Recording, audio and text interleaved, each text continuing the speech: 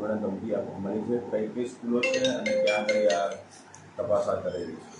આજરોજ વડોદરા ગ્રામ્ય જિલ્લા પોલીસને સવારના સમયે સ્કૂલો અલગ અલગ સ્કૂલો જે જિલ્લાની છે ટોટલ 7 જેટલી સ્કૂલોમાં બોમ્બ થ્રેટની જે થ્રેટ મળ્યો હતો એના ગુના આ જે બનાવની ગંભીરતાને ધ્યાને રાખીને રિસ્પેક્ટેડ આઈજી સર તથા એસપી સરના સીધા માર્ગદર્શન હેઠળ જિલ્લાની અલગ અલગ ટીમો દ્વારા સ્કૂલોનું ચેકિંગ કરવામાં આવ્યું હતું. સાથે સાથે જિલ્લાની જે BDDSની ટીમો છે, LCB SOGની તમામ માણસો સ્કૂલો ઉપર જઈને ચેકિંગ હાથ ધરવામાં આવ્યું. જે દરમિયાન પ્રથમ પ્રાયોરિટી જે બાળકોની સુરક્ષા હતી, જેના ભાગરૂપે સ્કૂલોને તાત્કાલિક ધોરણે ઇવેક્યુએશન કરવામાં આવેલું બાળકોનું અને BDDSની અલગ અલગ ટીમો દ્વારા ચેકિંગ કરવામાં આવ્યું છે.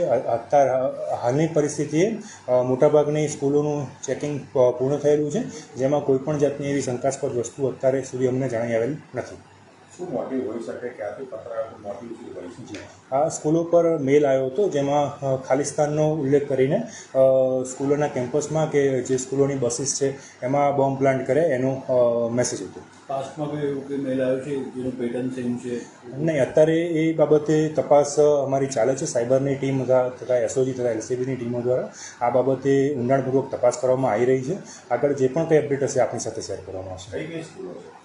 ટોટલ 7 જેટલી સ્કૂલો છે, જેમાં વડોદરા તાલુકા પોલીસ સ્ટેશનના વિસ્તારમાં નાલંદા છે, બ્રાઇટ છે, ગ્લોબલ ડિસ્કવરી છે અને ગ્રીન વેલી. આ ઉપરાંત વાઘોડિયાની GPS સ્કૂલ છે અને ડભોઈની 2 સ્કૂલ છે, એવલોન અને મહાદિવ્ય સ્કૂલ. આ 7 સ્કૂલોમાં આ રીતના મેલ આવેલા છે. અન્ય કોઈ એજન્સીને આપણે કોન્ટેક્ટ કર્યું છે કે માહિતી? જી, અત્યારે જિલ્લાની અલગ અલગ ટીમો કામ કરી રહી છે. આ ઉપરાંત રાજ્ય લેવલે પણ આનું મોનિટરિંગ સીધું થઈ રહ્યું છે, તો એના સાથે જિલ્લાની ટીમો સંકલનમાં રહીને કામ કરી રહી છે. Thanks a lot.